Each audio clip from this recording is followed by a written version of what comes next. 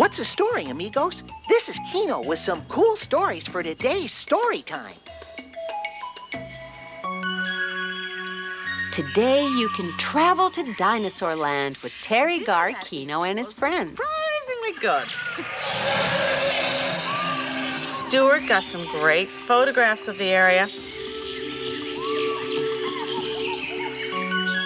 And a little animal tries very hard to find his own magic. Magic, of course, shouted Pip. Magic might help me be brave in the dark. I'll find old Abra and ask him for help. And a girl receives a gift for being kind. But when she touched her new brush to the canvas, something strange and wonderful happened. Major funding for Storytime is made possible by a grant from Helen and Peter Bain, so that families everywhere can share the joy of reading with their children. Additional funding is provided by the Corporation for Public Broadcasting and by the annual financial support from viewers like you.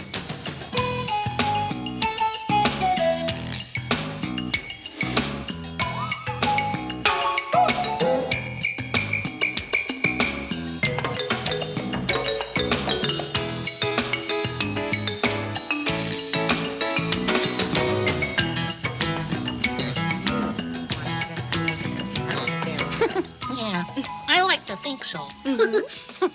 Yeah. You're great. Oh, hi. Hi. The amazing Kino is back. I'm going to go over there and show Teri and my buddies the magic trick we saw the other day. Remember, Mara? Oh, I sure do. That's a great idea. How did it go again? Well, gee, I don't know. The magician just did his hocus pocus and then the flowers appeared. Let me see. First I got the flowers down here. I'll show you. Okay, then the hocus pocus. The eye of a cat, the tail of a monkey. I dream of pizza for the amazing Kino. All right, I'm ready for the big magic trick. Excuse me, Mara, okay? Of course, amazing Kino. See, I think he had the flowers up his sleeve. This is going to be so cool. Oh, hi, everybody. Hi. Hello. Say, how would y'all like to see a magic trick, huh? Yes, we Would would, you? wouldn't we?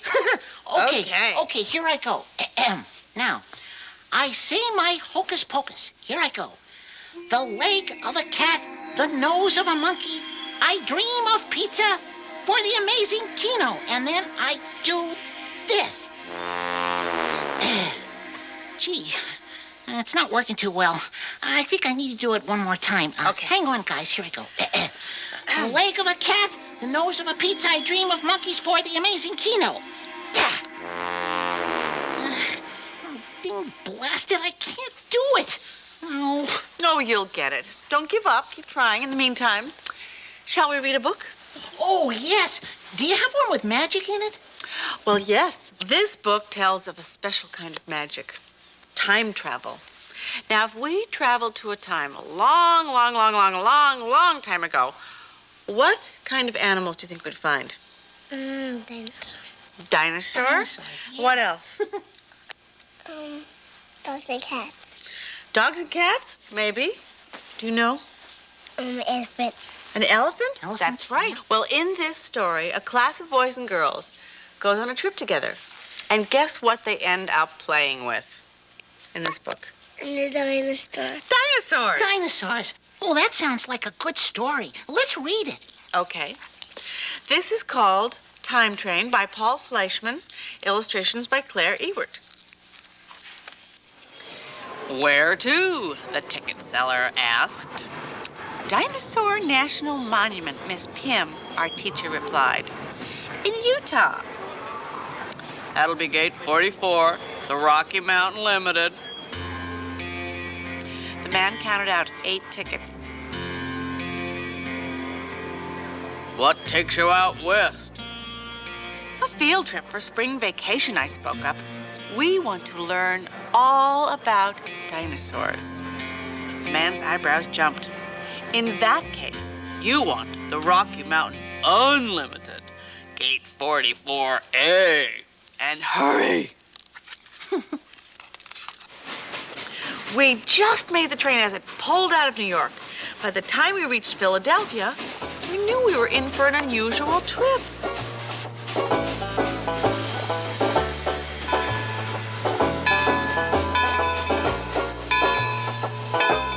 That's weird. Something funny's going on here. Yeah. In Pittsburgh, we picked up some new passengers.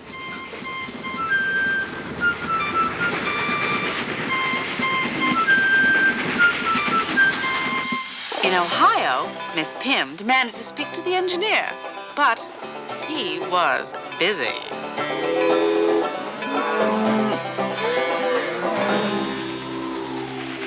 At night, the conductor handed out blankets. In the morning, we noticed the weather had changed. What's that? Snow. Snow. It looks like it's awfully cold there. And do you know what this is? An elephant. It's an elephant, but in the old days, I think it was called a mammoth. Big, big, big elephant with lots of hair on it. Yeah. Dinner that evening was surprisingly good.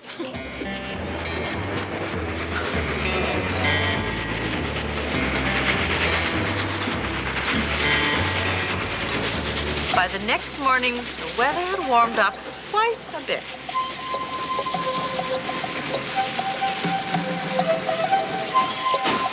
That afternoon, we got off at our stop.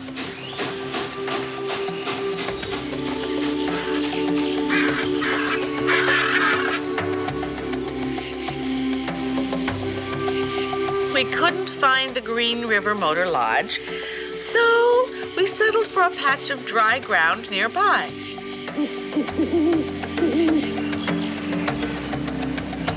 In the morning, we saw our first dinosaur.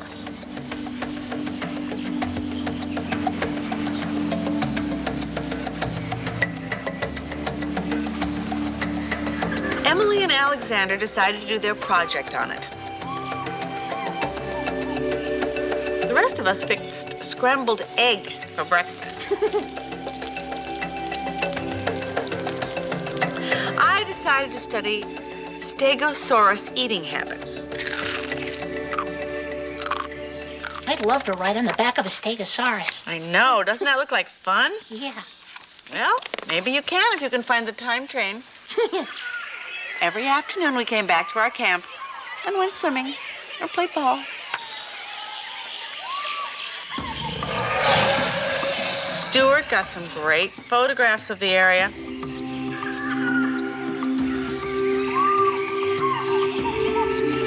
What's that?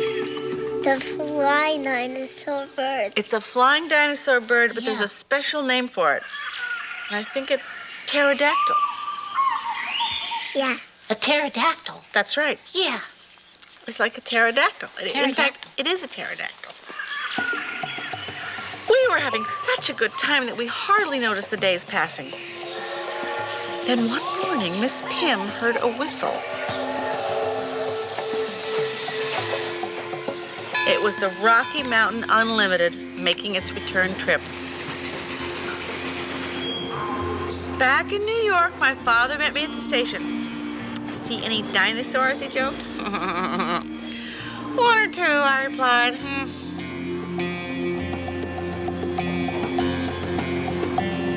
I guess she did see some dinosaurs, didn't she?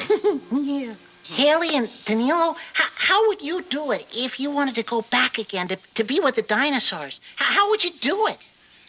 On an airplane. On an airplane. That sounds like a good idea. It would go pretty fast. How would you go back in time? Skateboard. A skateboard, I knew it. I don't know why, I just knew it. That sure was a magical train, traveling through time. If I could go back in time, I think I'd go back to see how the magician did that famous flower trick of his. Let me see if I can do it now, okay? I'm going to try it again. Okay, let's let him try it again. Here I go. It better work this time, okay? Okay. Okay, let's watch. You want to watch? Here I go. The leg of a cat, the nose of a monkey. I dream of pizza for the amazing Kino. Ay, ay, ay. Well, maybe Mara remembers how to do it. Would you excuse me for a minute? I'll be right back. Mara, I need a little help. Oh, how can I help you? Well, do you remember even a little bit how the trick goes? Oh, I'm sorry, Kino. I don't remember. I'm gonna give up. I'll never learn this trick. Well, don't say that. You know, I have a book that might give you some ideas. Does it show how to do the flower trick?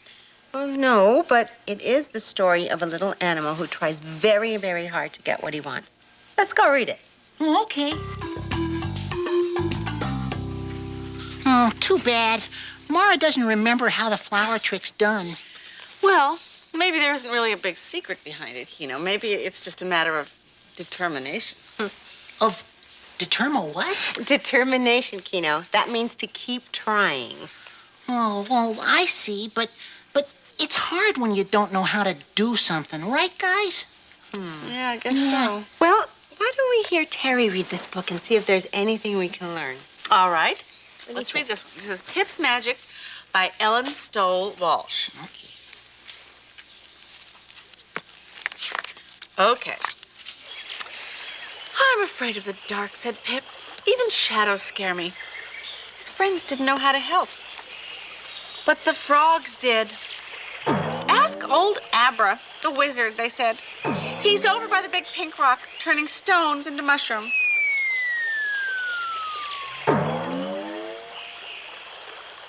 Magic, of course, shouted Pip. Magic might help me be brave in the dark. I'll find old Abra and ask him for help. Pip ran to the big pink rock. If you're looking for old Abra, you're too late, said the mouse.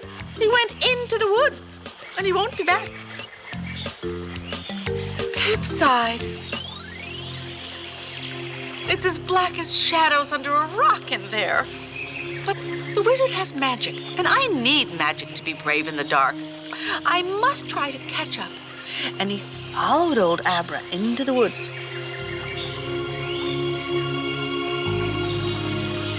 No one could find the wizard in here, said Pip. I can't find my own feet. At last, he saw sunlight peeping through the branches, and he followed it out of the woods.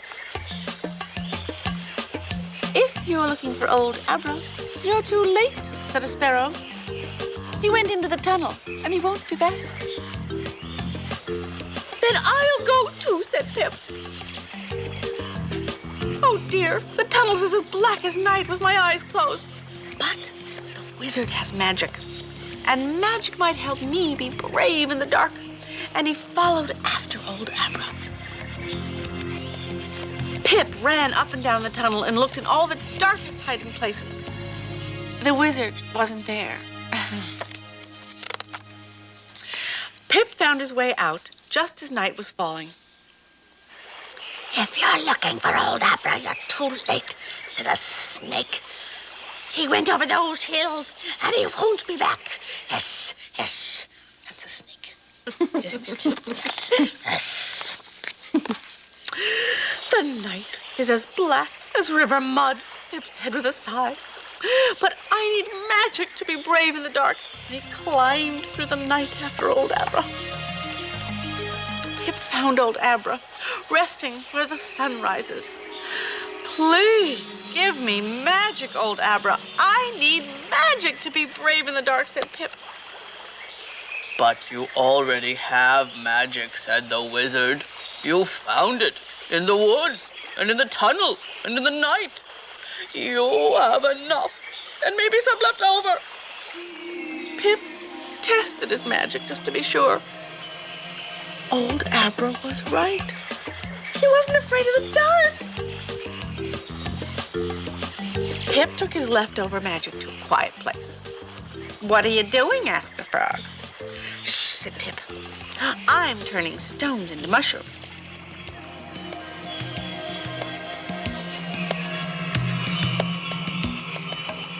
Gee, that was a terrific story. Yeah. Say, you guys, are you afraid of the dark? How about you, Danilo? No? No? You're a brave guy, aren't you? Yeah, Are you afraid of the dark? No, No? No. Okay. Well, let's see. What are you afraid of? nothing. Nothing. This is a brave woman. What about you? Are you afraid of anything? No, nothing. Not even your big brothers? No. That's what I like. Spirit. Oh, I have a question. What was your favorite part of the story? Going to the tunnel. When he went in the tunnel. Yeah. And he wasn't afraid, was he? How about you, Haley? Did you have a favorite part of the story? Yeah. When he got magic. When he got magic? Yeah. When did he get the magic? At the very end? Yeah. Yeah, at the end. Oh, I know why. He found out that he was magic like everybody else, right? Wow. Boy, that sure is a different kind of magic. No magic at all. Why do you say that? Well, because Pip did it all on his own. Just like Abra told him. You know, that... What was it that Abra told him? What did he say? What did the wizard say? Did he say something like, you already have magic? Did he say that? Yeah. And I guess Pip believed him, didn't he? Yeah. That's right. Well, you know, even though Pip was scared, he kept trying to reach the magician. It's important to keep trying and not give up too easily. Yeah, you're right. I'm not giving up. I'll keep practicing till I get it right. Well, how would you like to hear another story with magic in it? I'd love to hear another story. I'll just listen and practice. I'll be determined like Pip. I won't give up. No, I won't. I won't. I won't. I won't. Oh, hey, look. It's Kirsten about to read a book. Let's go. Okay. This story is about a girl who is an artist, and she likes to paint. She's very kind and generous, but her brothers call her plain, and that's another word for saying that she isn't really pretty, so... But she does make friends. Do you have any friends? I have lots of friends. I have lots of friends. What are their names? Timothy, Kyle, Emily, Tori. And you like your friends, right? They're friends. I like all of them. Sometimes. Well, this girl finds out that it's not important if you're pretty or not. It's important that you're good on the inside, and that's the most beautiful of all. This story is by M.C. Heldorfer, illustrated by Julie Downing, and it's Cabbage Rose. It's a pretty title. Okay. Have you seen how each day the plain yellow sun paints the world in wonderful colors? I met a girl who could do that. She was an artist, and she painted skies and rivers and children's faces as perfect as roses. But the girl herself was plain, and her brothers called her Cabbage. Cabbage lived and worked at her brother's inn on the road that wound through the king's forest. Many people stop by this inn.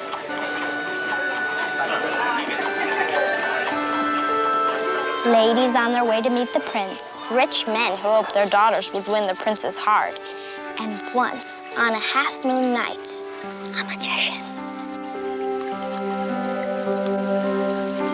He arrived after all the other guests were in bed. The brothers, too, for they were a lazy pair. Only Cabbage was awake, painting in a room alight with candles. She sprang up to help the man, but the magician told her, "I will rest here." Then he sat to watch her paint. The next morning, he left before Cabbage awoke. She found the blanket with which she had covered him in. Neatly folded, the pot of tea she had made him was empty. Beside it lay a new paintbrush. Cabbage carried the magician's brush in her pocket all day. And when her work was finally done, she began to paint again. Roses, like those a beautiful lady might bring to a prince. But when she touched her new brush to the canvas, something strange and wonderful happened. The petals she painted unfolded, stems and leaves twisted free. The fragrance of roses filled the room. Whatever the girl painted became real. In a few days' time, the inn was crowded with curious people. Under her brother's watchful eyes, Cabbage painted small gifts for the guests and toys for the children. Others tried the brush, but only Cabbage could paint with magic. Only plain girls need magic, her brothers jeered. They drove away the crowds and barred the shutters and doors. Paint me a pearl, the older one demanded. Make it the biggest one in the world. Trembling a little, Cabbage picked up her brush. A pearl large and luminous as the rising moon rolled off her easel. Then the other brother cried out, paint me 2 diamonds as big as windows. She did, and she painted chandeliers like ice fountains, rugs soft and colorful as a peacock's feathers, cups twisted with silver, and chains of gold. The more she painted, the more the brothers wanted, until, too weary to go on, Cabbage fell down by her easel. She awoke alone. Quickly, she painted a bag and a cape. And on the shutters, stars, moonlight, and trees. Then, gathering her paints and brushes, she climbed through the window into a summer night. Cabbage followed the forest road without stopping until she reached the marketplace of the king's city. It was noontime, and farmers' stalls were filled with good things to eat, but she had no money. For cheese and bread, she painted a farmer's face on the side of his wagon. For a bolt of strong cloth, she painted a proud weaver. For a room of her own, a portrait of weavers' children. In that room, she hid her magic brush, afraid that her brothers would hear of her. Every morning she went to the market to paint. The farmers greeted her cheerfully, and children gathered close to watch her work. Cabbage was happier than she had ever been. Then the summons of the palace came. The prince said to the artist, "My father and I have heard of your skill. If you will paint 12 pictures for our great hall, we shall reward you richly." So Cabbage began her work, and the prince came to watch. He came the next day and the next, bringing her little surprises. Wild flowers, smooth stones, a shell from a faraway sea. The prince was filled with wonder by the artist's pictures. While she painted, he told her tales, some true and some magical. Once he told a tale of love. Cabbage blushed, and he called her Rose. On the day the last painting was finished, Cabbage cried. She did not want to leave, for she had fallen in love with the prince. In her room, she took out her magic brush. Standing before a mirror, she painted a face as lovely as though she had seen in the palace, a dress prettier than she had ever worn. With the last soft touch of her brush, her own dress changed. She smiled, and the perfect lady in the mirror smiled back. Slipping her brush in the bag, Cabbage hurried to the palace. The guards did not know her. The king welcomed Cabbage as a stranger. The prince greeted her and turned away. So Cabbage drew out her magic brush and painted jewels that glittered like a handful of stars. "Tell me what you wish for," she told the prince. "I can paint it real." "Then paint Cabbage Rose," the prince replied, "for the world is plain without her." Cabbage broke the brush in two. She stood before the court herself again.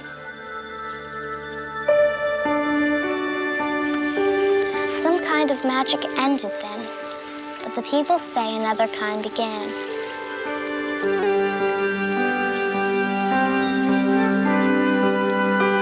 In the marketplace, they celebrated Cabbage's return.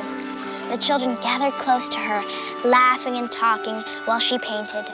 No one could keep them still, except the prince, when he told a gentle tale about a girl named Cabbage Rose.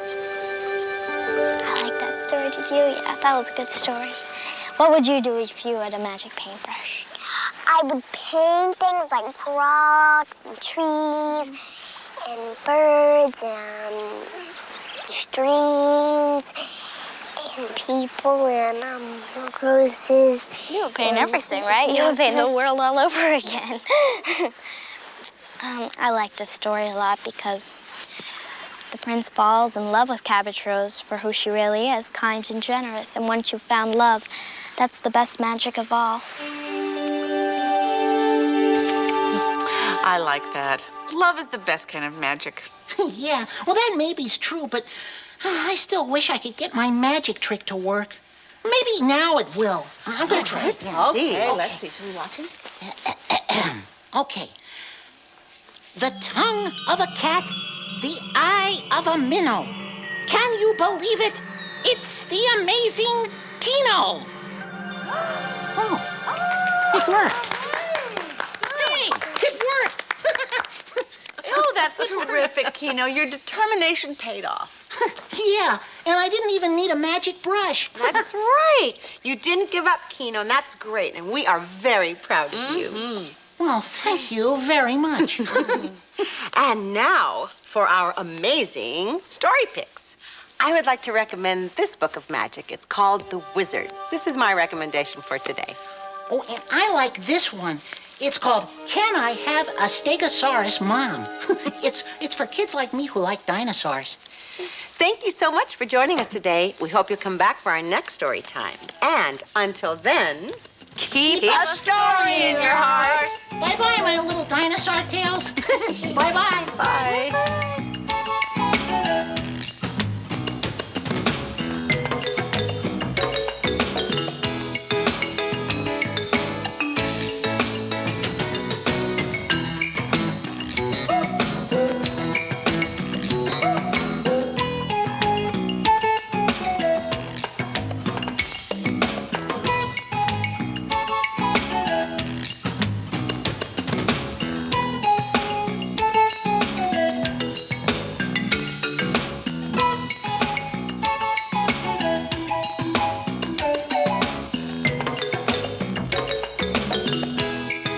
Today's Storytime books are Time Train, written by Paul Fleischman, illustrated by Claire Ewert. Pip's Magic by Ellen Stoll-Walsh. Cabbage Rose, written by M.C. Haldorfer, illustrated by Julie Downing. The Wizard, written by Bill Martin Jr., illustrated by Alex Schaefer. And Can I Have a Stegosaurus, Mom? Can I, please? Written by Lois G. Grambling, illustrated by H.B. Lewis. You can find these and other books at your local library. Major funding for Storytime is made possible by a grant from Helen and Peter Bain, so that families everywhere can share the joy of reading with their children. Additional funding is provided by the Corporation for Public Broadcasting and by the annual financial support from viewers like you. Storytime is a production of KCET Los Angeles.